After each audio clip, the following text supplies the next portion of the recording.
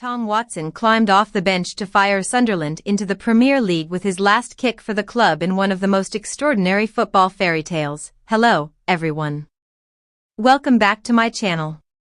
I hope everyone is having a nice day. Before we begin the video, please subscribe and give the video a thumbs up. The 19-year-old academy graduate winger has been getting dogs abuse from the Black Cats fans after it was announced 2 months ago he would be joining Brighton for £10 million this summer. Yet his wonderful strike 7 minutes into stoppage will bank his home city club a staggering £200 million.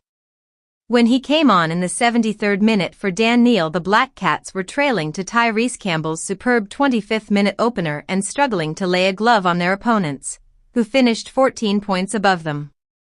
Yet another sub, Patrick Roberts, threaded a lovely pass for Eliezer Mayenda to blast an equalizer with 16 minutes left into the roof of the net.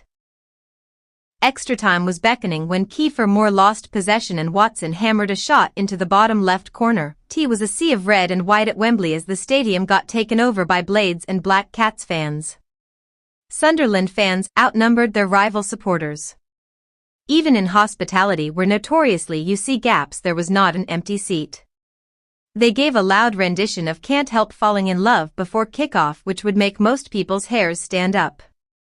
The Black Cats have not been in the Premier League since 2017. While the Blades were looking to bounce back at the first attempt, Chris Wilder's men had finished 14 points ahead of Sunderland, 16 if you include the 2 docked, but the club had failed in 9 attempts to win a promotion through the playoffs.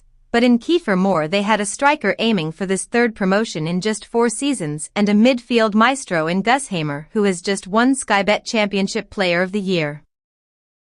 And the two combined to almost give the Blades the perfect start.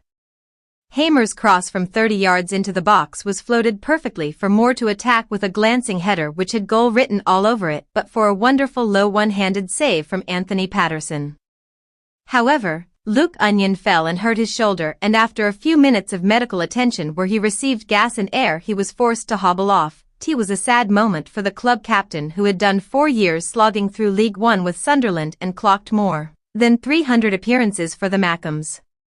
Chris Mepham came on to set up a fascinating duel with his ex-Bournemouth teammate and fellow Wales international Moore. The early chance and injury seemed to affect the Black Cats, and United enjoyed the better of the opening 20 minutes with a more direct style of play.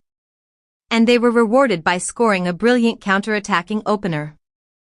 Trey Hume's short corner was cleared, and within 12 seconds the Blades had the ball in the back of the net.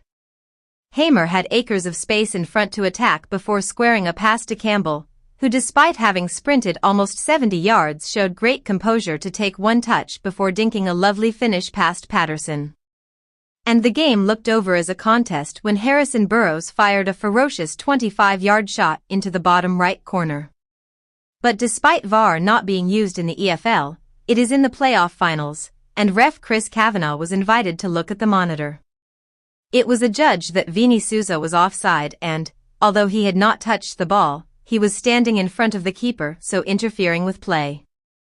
Wilder threw his arms in frustration. Sunderland had been struggling to move the ball quickly or shift it behind the Blades' backline. Lou Brisk's game plan had been well and truly sussed, so it was going to be a huge halftime for him to show how good a coach he really is. His side came out positively after the restart and put their opponent's goal under some pressure.